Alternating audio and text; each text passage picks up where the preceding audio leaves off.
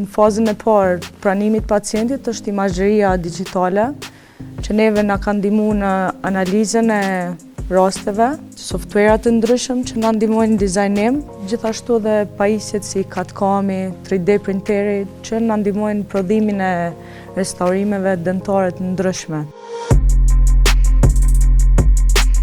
Diçka që ka ndryshuar është shkurtimi i kohës trajtimit, ku gjithë e dimë se kur shkojmë te stomatologi frikohemi dhe nëse kjo bëhet shumë e shpeshtë pak e sikletshme.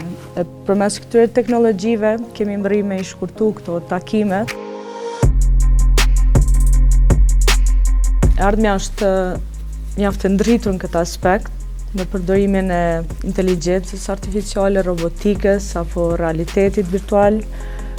Kjo po na ndihmon shumë, domethënë, faza klinike gjatë përgatitjes pacientit, dizajnimit, restaurimeve, gjithashtu dhe aplikimit tyre tek pacientët.